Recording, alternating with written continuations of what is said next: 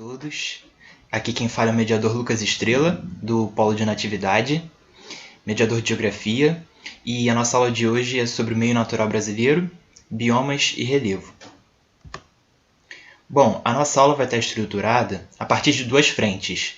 Uma frente relacionada à ecologia, onde a gente vai estudar um pouco mais sobre os biomas, e a outra frente relacionada aos estudos da geomorfologia, ou seja, as formas da superfície da Terra, portanto, do relevo. Eu trouxe aqui para vocês, começando com biomas, a definição do IBGE de bioma. Vamos ler aqui. O bioma é um conjunto de vida vegetal e animal constituído pelo agrupamento de tipos de vegetação que são próximos e que podem ser identificados em nível regional com condições de geologia e clima semelhantes e que historicamente sofreram os mesmos processos de formação da paisagem, resultando em uma diversidade própria. Portanto, a gente pode resumir que os biomas são um conjunto ou um mosaico de ecossistemas com características bióticas semelhantes numa escala regional, em uma escala mais ampla.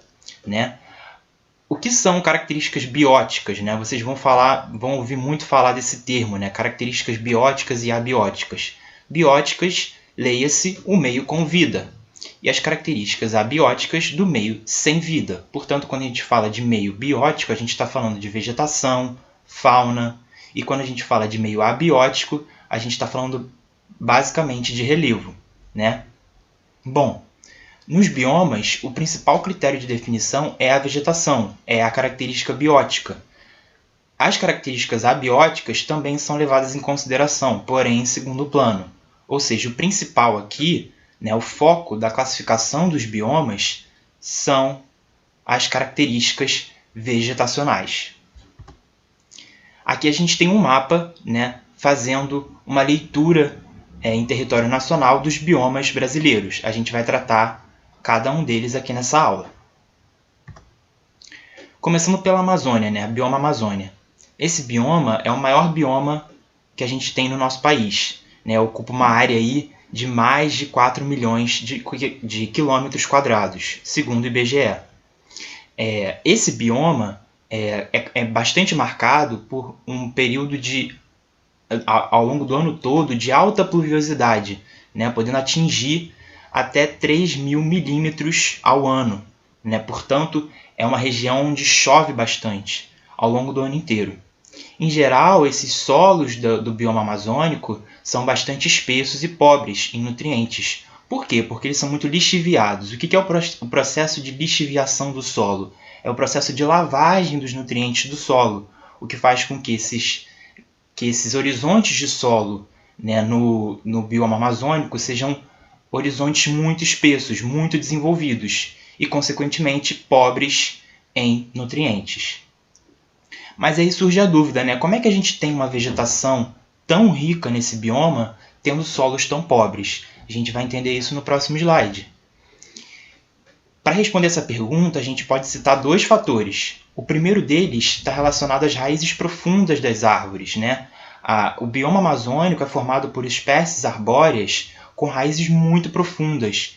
E essas raízes conseguem captar os nutrientes que estão presentes no subsolo, nos horizontes do solo que estão nas maiores profundidades. E a gente também tem a questão da recomposição da serrapilheira. O que é a serrapilheira? É aquela folhagem ou o conjunto de matéria orgânica que está presente no topo do solo. Quando a gente vai fazer uma trilha, por exemplo, a gente costuma encontrar bastante serrapilheira. E como é que essa serrapilheira vai parar no solo? Através da morte das árvores. Portanto, essas espécies vegetativas, espécies arbóreas, elas caem, morrem, e disponibilizam uma quantidade de nutrientes muito grande para o solo, que vai ser utilizada para possibilitar o surgimento de uma nova vegetação, o crescimento de novas espécies vegetativas. Por isso que o bioma amazônico é um bioma com uma densidade vegetacional muito grande, mesmo tendo solos muito pobres. Portanto, a gente chega à conclusão que o desmatamento é muito problemático. Por quê? Porque ele impossibilita a ciclagem de nutrientes presentes no solo. Então, se eu retiro a cobertura vegetal, eu não tenho como ter recomposição de serrapilheira, porque eu não tenho árvore para cair, para morrer, e eu também não tenho essas raízes profundas que vão capturar os nutrientes do solo. Bom, falando especificamente, né, da vegetação presente na Amazônia. A vegetação predominante é a floresta ombrófila densa, que compõe aí quase 42% desse bioma. O que significa ombrófila, né? Ombrófila vem do grego, ombros, chuva, filos, amigo, portanto, amigo das chuvas. É uma vegetação com uma grande incidência de chuvas. E o densa vem dessa questão, né, de ser uma mata fechada, onde o dossel, né, que são esses estratos mais elevados, arbóreos, podem atingir até 50 metros de altura. Portanto, são árvores muito altas e que fecham aí essa mata. Portanto, é uma mata muito densa, uma floresta muito densa. Bom, algumas características dessa vegetação de floresta ombrófila densa. É uma vegetação arbórea, como a gente já disse, né, com dosséis atingindo grandes altitudes. Uma vegetação perene. O que significa essa palavra perene? Né? É uma característica das folhas que elas não são perdidas ao longo das estações do ano. Portanto, quando chega o outono, por exemplo, ainda está chovendo muito na Amazônia. Portanto, essas folhas não se perdem das árvores, né? Não caem das árvores. A gente também tem uma outra característica relacionada às folhas dessas árvores, que são as folhas latifoliadas, que são folhas grandes, largas e muito verdes, porque elas justamente absorvem muita umidade, e são folhas também higrófilas, né? Ou seja, uma vegetação adaptada a essa alta umidade nesse bioma. A gente tem aí como alguns exemplos de espécies vegetativas na Amazônia, a seringueira, o açaí, o guaraná, que são bastante conhecidos por nós. Bom, a gente vai partir para o segundo bioma, que é o cerrado. O cerrado é o segundo maior bioma do nosso país, né? Abrange 22% do território brasileiro. É um bioma marcado por um clima com uma estação úmida, primavera e verão, e uma estação seca, outono e inverno. Essas duas estações muito bem marcadas. A vegetação predominante nesse bioma é a savana, né? Portanto, o cerrado é considerado a savana brasileira. E ele é composto por espécies arbustivas de baixo e médio porte, com indivíduos esparsos, ou seja, muito separados entre eles, com troncos retorcidos. O cerrado ele é considerado o hotspot da biodiversidade no mundo, ou seja, é um ponto muito chave da biodiversidade no nosso planeta. Por quê? Porque tem muitas espécies endêmicas. O que são espécies endêmicas? Espécies que são características e próprias e únicas daquele local. Portanto, o cerrado tem diversas espécies que só podem ser encontradas no cerrado. Mesmo com essa riqueza toda, a gente tem um problema muito sério, que o cerrado é um dos biomas mais afetados, mais ameaçados do nosso país, por conta principalmente da expansão da fronteira agrícola, né? O cerrado é uma região, é um bioma onde a atividade agropecuária é muito intensiva, portanto, né, é um bioma extremamente alterado e ameaçado por conta das atividades humanas. Bom, a savana, né, ela não é o único tipo vegetacional presente nesse bioma. A gente também tem outros tipos vegetacionais presentes nesse bioma. A gente pode citar como um deles a mata ciliar, ou a mata de galeria, que é uma vegetação mais densa, se a gente for comparar com a vegetação de savana, e ela se desenvolve próxima aos rios, né? Portanto, é por esse motivo que ela é mais densa, né? Porque ela garante um pouco mais de umidade em um local, né, como o cerrado, que não é tão úmido assim.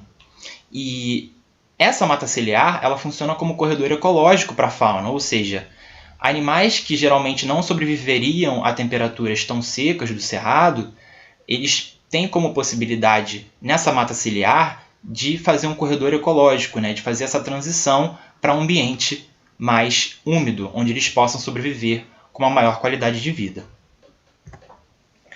A gente chega agora no terceiro bioma, que é o bioma de Mata Atlântica, né? É o bioma que está presente aí em grande parte do litoral do Brasil. Esse bioma é o bioma mais devastado, um dos mais devastados do nosso país, né? Cerca de 93% da área desse bioma já foi dizimada e hoje a gente vive sobre cerca de 7% da área original de Mata Atlântica.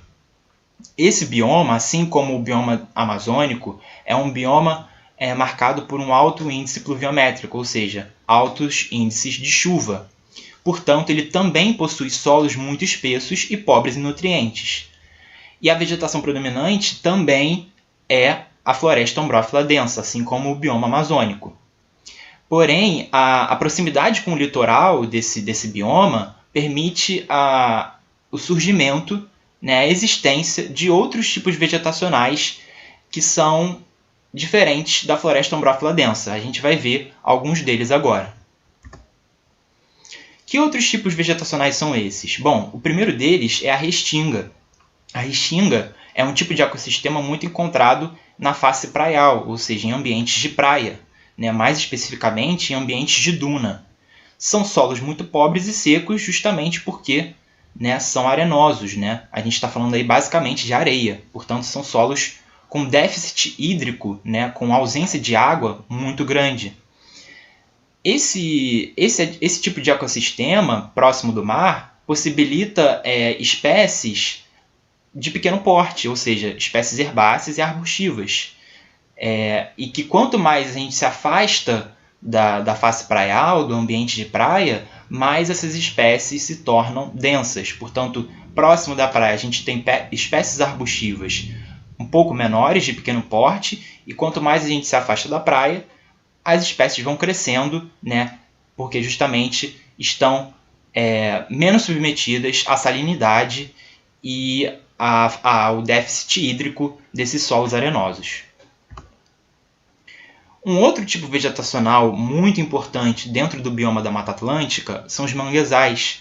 Né? Os manguezais eles estão localizados aí nos ambientes fluviomarinhos, ou seja, ambientes onde há o encontro de águas dos rios e dos mares.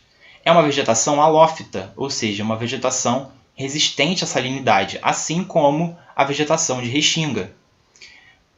Quanto mais próxima do mar, essa resistência à salinidade ela cresce, ou seja, as espécies que estão muito mais próximas da água do mar, elas têm uma capacidade de resistir a esse sal marinho maior. E quanto mais elas se afastam, né, quanto mais a gente se afasta do mar, das águas marinhas, né, essa resistência à salinidade ela cai. Sofre o efeito das marés. E a principal forma de captar nutrientes, né, por esse ecossistema, por esse tipo vegetacional, é através do transporte de sedimentos dos rios. Né? Portanto, a gente tem solos aí muito ricos em matéria orgânica. Você pode anotar no seu caderno, onde quer que seja que você esteja estudando, que os solos presentes nesse tipo de ambiente, né, de ecossistema, são os gleisolos, são solos hidromórficos, solos que reagem muito bem à presença da água. Bom, a gente vai para o próximo bioma, que é o bioma de Caatinga. Né? O que é o bioma de Caatinga? O bioma de Caatinga está muito relacionado a um clima semiárido, ou seja, chuvas porcamente distribuídas ao longo do ano. Portanto, caracterizado por uma baixa pluviosidade, cerca de 750 milímetros por ano. Esses solos, ao contrário do que muita gente acredita, são solos muito ricos. Por que eles são solos muito ricos em nutrientes? Porque são solos pouco lixiviados, justamente porque não há atuação de chuva de uma forma geral, né, nesse bioma. Portanto, são solos onde a lavagem de nutrientes ela se dá em menor proporção. Porém, é um solo muito pobre em matéria orgânica, ou seja, são solos rasos e pouco espessos, justamente porque são pouco desenvolvidos, porque passam por um processo de lixiviação muito inferior do que aqueles solos que a gente vê, por exemplo, em ambientes tropicais. Bom, a gente tem um problema muito sério dentro desse bioma, que é a questão da desertificação. Né? A desertificação ela atinge principalmente as áreas de clima árido e de clima semiárido, por conta de fatores ambientais, como a extrema seca, e fatores humanos, como o manejo agrícola inadequado. Portanto, são áreas, né, quase desérticas, justamente porque a gente tem um clima muito árido, um clima muito que atinge de forma muito intensa né, os solos dessa região e que, portanto, vai desertificar esse bioma. Agora, algumas características dessa vegetação de caatinga. É uma vegetação considerada xerofítica, porque ela é resistente à seca, portanto, é uma vegetação que tem uma capacidade de absorção de água muito grande. Afinal de contas, não é sempre que essa absorção de água acontece num bioma como a caatinga. É uma vegetação decidual, porque ela perde folhas durante o período no período seco, por conta da evapotranspiração. Então, para evitar a perda de água, né, essas folhas dessa vegetação elas caem, portanto, ela é caracterizada como uma vegetação decidual, e é uma vegetação de médio porte. A gente pode considerar, né, uma vegetação arbóreo-arbustiva, né, com espécies aí beirando aos 5 metros de altura no máximo. Bom, agora o bioma que a gente vai tratar é o bioma de Pantanal, né? É um bioma caracterizado por um clima tropical continental, com estações chuvosas e secas muito bem marcadas. Por ter esse clima tão específico, né, com uma estação seca e uma estação chuvosa muito bem marcada, esse bioma possui uma vegetação bastante diversificada. E também, por estar próxima de biomas como Cerrado e Amazônia, isso favorece uma infinidade de tipos vegetacionais diferentes dentro desse bioma, podendo ir de espécies arbóreas até espécies arbustivas e até mesmo gramíneas. É uma vegetação que ela se adapta aos períodos de seca e de chuva, quando a gente tem a alta dos rios, a cheia dos rios e os períodos de estiagem. Portanto, a gente consegue perceber dentro desse bioma espécies vegetativas características de ambientes terrestres, aquáticos e subaquáticos, como você pode ver aí na sua imagem, onde a gente vê espécies, né, de diferentes portes e de diferentes tipos de ambientes, tanto ambientes terrestres como ambientes, né, aquáticos. Por fim, a gente tem os pampas sulinos. Os pampas são marcados por um clima subtropical e uma vegetação marcada por espécies gramíneas, ou seja, espécies de pequeno porte. E apesar dessa paisagem um pouco monótona, né, que a gente geralmente atribui a esse tipo de bioma, ele é um bioma extremamente rico em biodiversidade. Por quê? Porque ele tem mais de 2.000 espécies de gramíneas. Portanto, existe uma biodiversidade muito grande escondida nessa paisagem aí que a gente às vezes caracteriza como monótona. A gente tem um problema muito sério em relação aos solos dos pampas, que é a questão da arenização, que ao contrário do processo de desertificação, a arenização ela ocorre em climas úmidos e semi-úmidos, por conta de fatores humanos. A gente vai citar 2 deles, né? O primeiro a gente pode citar a pecuária, né, que compacta o solo através do pisoteio do gado, e a agricultura, que retira a cobertura vegetal e aumenta o processo de lixiviação. Portanto, a gente tem um processo de arenização muito preocupante nesse bioma, que está transformando os solos desse bioma, né, dos pampas, solos muito arenosos, portanto, solos que não são capazes de reter água e nem nutrientes. Bom, agora a gente chega, né, na segunda parte da nossa aula, que a gente vai falar sobre relevo. A gente pode definir o relevo como o conjunto das formas que compõem a superfície terrestre. Vamos falar primeiro, né, dos agentes de formação do relevo, né, porque o relevo ele é formado por diferentes agentes. Esses agentes a gente pode dividir em basicamente 2 categorias: agentes endógenos, que são os agentes internos, como o tectonismo e o vulcanismo, e os agentes exógenos, né, a água, o vento, o gelo. Portanto, né, a erosão e o intemperismo são os 2 processos marcados, né, dos agentes endógenos. Dos agentes exógenos, perdão. Bom, falando um pouco do tectonismo, né, que é o principal agente endógeno que a gente tem de formação do relevo, ele se dá através justamente do movimento das placas tectônicas, que vão causar falhas, dobras e rupturas nessa superfície do planeta, e que, portanto, vão moldar o relevo. O tectonismo ele gera cadeias montanhosas através do movimento convergente, como você pode ver aí na imagem, arcos de ilha através de movimentos divergentes e falhas através do movimento transcorrente ou transformante. Portanto, o processo de formação de cadeias montanhosas através do movimento das placas tectônicas se chama de orogênese. No Brasil, falando especificamente de Brasil, a gente não tem orogênese recente. Por quê? Porque a gente bem sabe que o nosso país se localiza no centro de uma placa tectônica. Portanto, a gente não tem atividade tectônica recente em território nacional, né, nos últimos milhões de anos. Bom, agora falando um pouco dos agentes exógenos, né? A gente tem dois processos muito marcantes desses agentes exógenos, que são o intemperismo e a erosão. O intemperismo é um processo um pouco mais micro, né? Ou seja, o processo marcado pela desagregação das rochas, podendo ser físico, químico ou biológico, e a gente tem a erosão, que é um processo mais macro.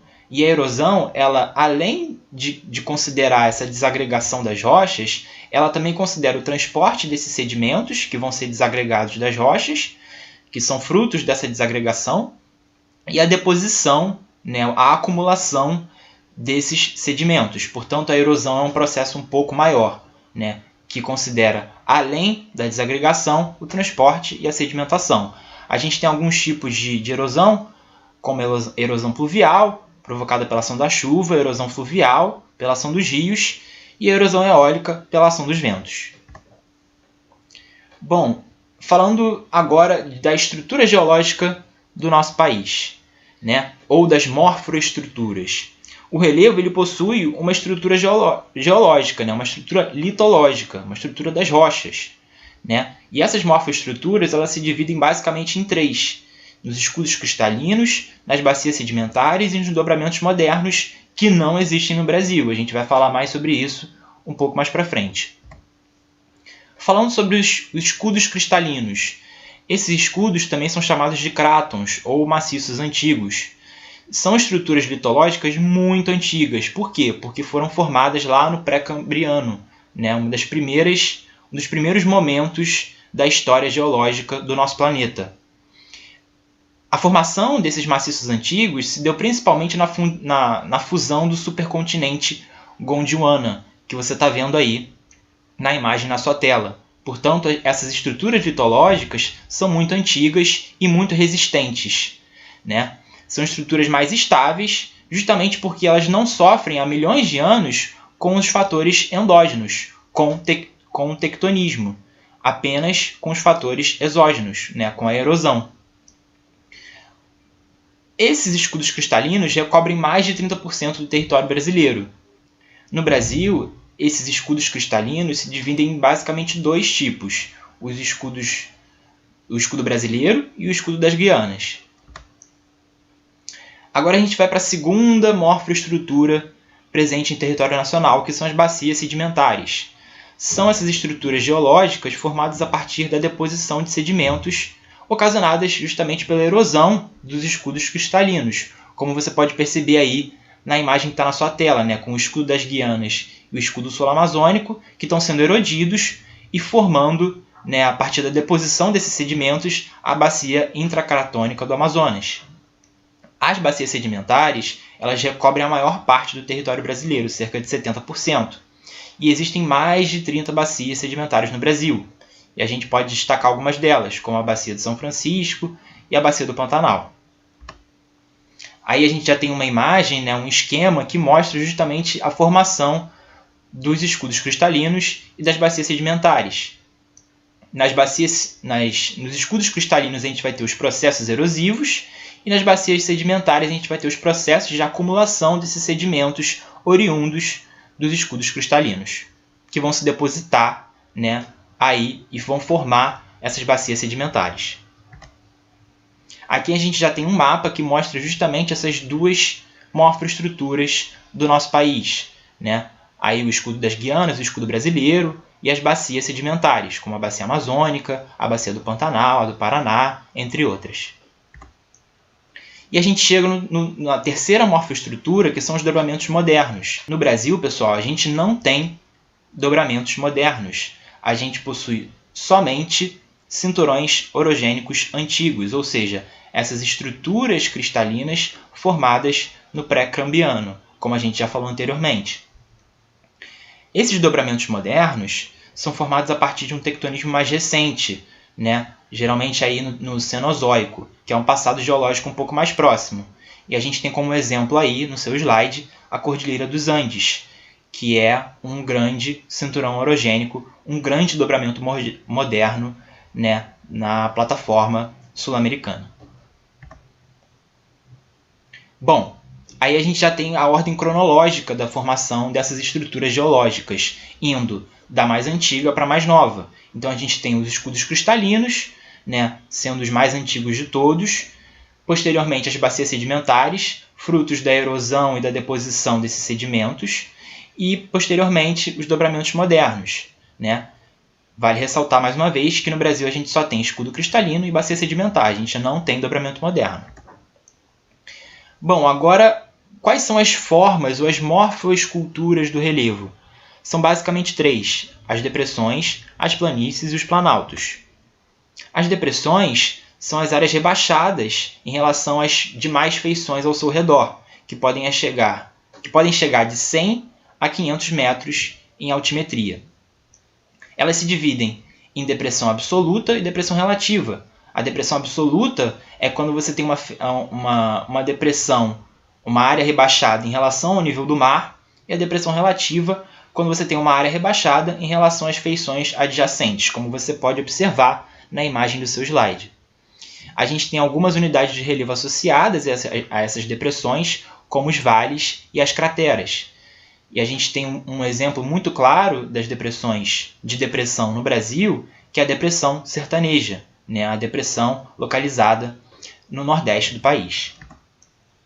A gente tem as planícies também, que são as áreas relativamente planas do relevo, né? Podendo chegar aí a 100 metros em relação ao nível do mar, e são áreas onde há deposição de sedimentos. Então, são áreas que recebem os sedimentos erodidos, né, dos maciços adjacentes.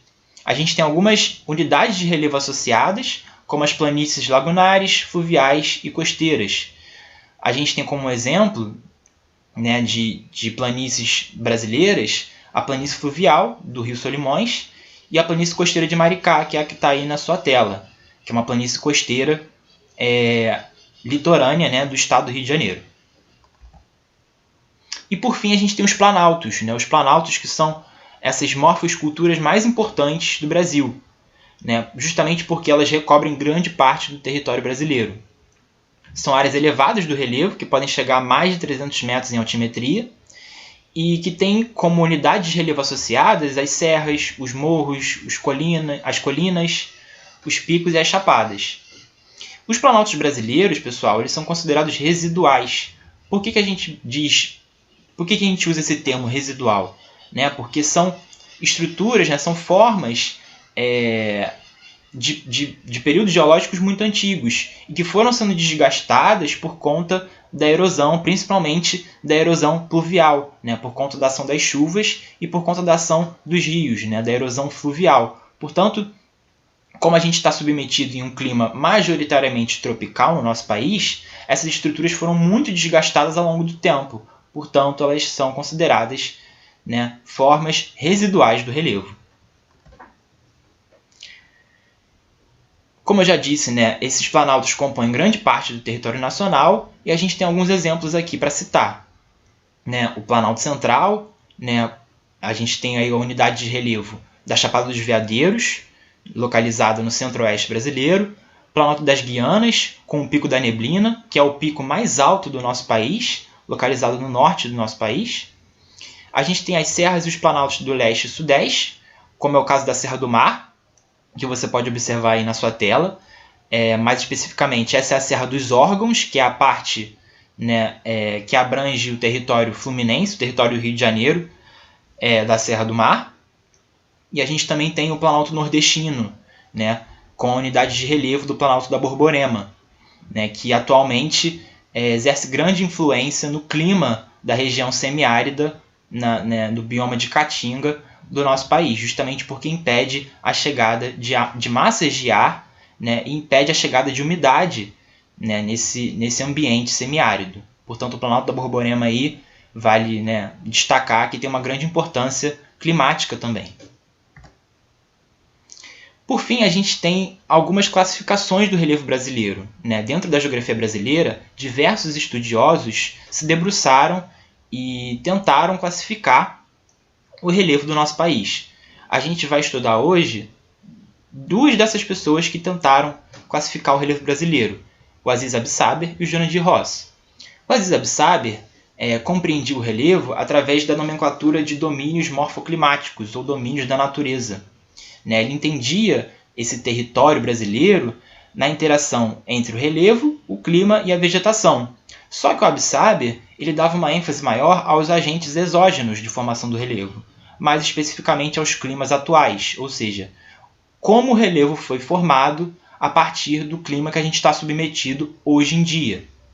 Já o Jurandir Ross organizou a compreensão dele sobre o relevo através de uma taxonomia. Não sei se você lembra das aulas de biologia, da taxonomia dos organismos, que a gente tem lá o reino, monera, a ordem, a família, as classes. O Jurandir Ross tentou fazer algo parecido com o relevo. Ele dividiu o relevo em táxons. O primeiro táxon sendo o táxon mais abrangente e o último táxon sendo o táxon mais micro, o mais específico. Essa aula aqui, por exemplo, está estruturada principalmente nesse entendimento de taxonomia do relevo do Ross. As macroestruturas são o primeiro táxon do relevo e as morfoesculturas, as formas do relevo, são o segundo táxon. Portanto, essa aula aqui está estruturada mais ou menos a partir do entendimento de taxonomia do Jurandir Ross. O Jurandir entendia o relevo como produto resultante do embate entre os agentes exógenos e endógenos, e ele dava uma ênfase também aos paleoclimas, ou seja, ele não falava só dos climas atuais e como eles modelavam o relevo brasileiro. Ele também considerava os climas pretéritos, os climas antigos, de um passado geológico muito distante, e como é que eles modelaram a superfície terrestre do nosso país. O Jurandir Ross utilizou dados do Radam Brasil, que foi o primeiro mapeamento sistemático da superfície terrestre do nosso país. Portanto, o Radam Brasil, que ocorreu na década de 70, foi de grande valia para o Jurandir Ross para ele construir essa taxonomia do relevo, que hoje é muito utilizada na geografia escolar e na ciência geográfica como um todo. Bom, gente, é isso. Espero que vocês tenham gostado dessa aula. A gente se encontra numa próxima oportunidade. E é isso. Fiquem em casa e um abraço a todos. Tchau, tchau.